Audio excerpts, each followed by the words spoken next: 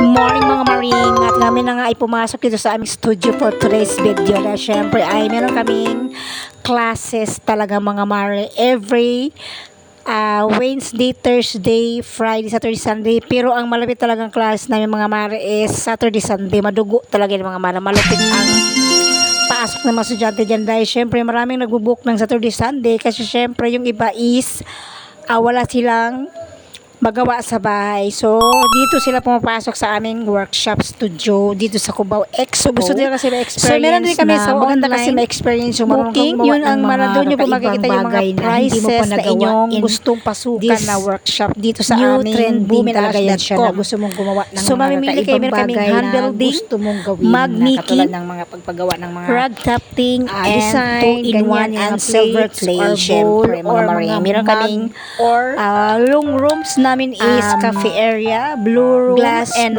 gusto mong gawin ko lalagyan mo ng mga so pag-akyat mo doon sa baba. So before kayo makaakyat is papasok muna kayo sa aming entrance, no?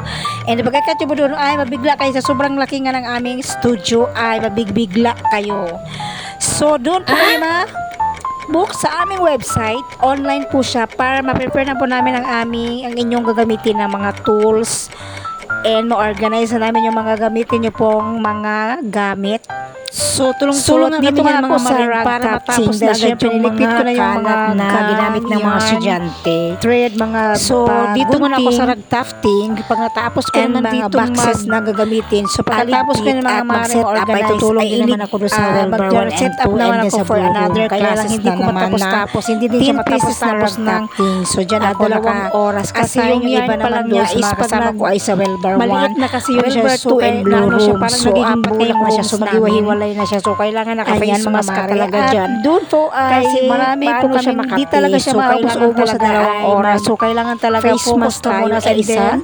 Pagkatapos naman sa isa ay sa kabila ka naman tutulong and then kanya-kanya na kami ng room para matapos na. Yung mga gamitin na estudyante. Kasi pag dumating yung mga estudyante pag may classes ay masikip na. So, ayoko naman yung dumadaan-daan tayo tapos may classes. So, yung mga cruise kasi ay ginamit na parating this Thursday ay oras na 3 to 6. So, kailangan talaga ay Thursday, so gagamitin naman siya na yung Friday. So yung ginamit ng Thursday is hugasan na.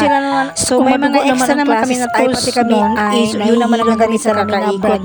So yun mga mari ang aming ginagawa every weekend talaga mga mari ay madugo yung aming classes. So laban lang tayo mga maring. So ganyan talaga. Ang dami talaga dyan mga mari iba-iba. So hindi talaga siya yung is life. So ganyan ang aming gusto niyo po matutong gumawa every weekend talaga mga mari ay sobrang parang ginaparang maano lang kami sumasayaw kami ng anong gusto niyo cha-cha na workshop. Kayo po ang mamimili. So, meron kaming rug-crafting. So, yan ang ginagawa namin sa studio. Kaya magbigay nyo ng design sa teacher at saka naman lang sa aming website sa Puno.com. At pwede nyo na pong maiuwi sa inyong bahay yung rug-crafting kasi rug lang siya, di ba? So, yan yung mga iba't ibang kulay ng mga yarn. Depende po kung anong gusto nyo pong kulay. Depende sa kulay ng mga alaga nyo. Meron kaming mga iba't ibang kulay po na yarn. So, marami talaga siya. And then, sa wheel naman at sa mga clay, which is 28 weeks po siya. Kompleto na yun siya kasi 2 beses po siyang lutuin. Bone dry and then glaze. So, doon po ay mamimili kayo ng iba't ibang kulay, mga maring. Saya, yun mga maring, masaya siya kasi ano siya, this is experience yun how to make your own mug, mga maring. So, at may nga bisibisiyan nga ninyong mga maring, talaga nakafocus talaga kami at kaya ma-organize namin yung mga yarn at mga kulay. So, ang inyong maring ay busy ka talaga dyan dahil syempre, yung ibang yarn kasi ay pulupot na siya. So, tanggal na siya. So, kailangan maayos ko na siya ng mabuti at ma-organize at ibalik ko na naman sa dating pinaglalagyan mga mare. Dahil yung ibang kasama ko ay nakafocus naman doon sa ibang wheel na Welber 1 and Welber 2. So, nag-set up naman sila doon sa may mag-making at saka sa At yan ang aming for today's video ng inyong mga maring na sobrang busy talaga. At pagkatapos nga naman nakakaikot at kakabaloktot namin sa kakaligpit at pag-organize ng mga gamit ay magkape na naman kami to the maximum level ng aming level. Dahil gutom naman ang aming tiyan. Siyempre sa sobrang paikot mo at takbo ka ng takbo, lakad ka ng lakad. Pero hindi naman kami tumatakbo, lumalakad lang kami. Pero yung gutom mo talaga hindi mo kayanin. Siyempre sa kakaikot at lakad mo at lakad ka, bababa ka na naman. Siyempre, yung kinain mo ng morning ay natatagtag na. So, kailangan mo na naman kumain.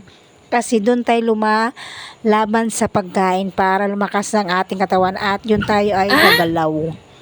So ayan mga mare, ang inyong mga maring na grabe talaga to the maximum highest level na talaga ang mga energy namin. Kailangan namin magkape everyday. Once a day, 2 beses kami magkape. Kasi yun lang talaga yung aming kape is life. So yan mga mare, sobra talaga kaming hyper dyan. Kailangan mga mare ay mga energetic talaga kami at mga hyper kami dyan. Kailangan namin ng lakas na umaayaw. At meron pa ibang level na level 2. Kailangan naman ng level 3 pataas. At hanggang dito na lang mga mare. Daghang salamat kaayo.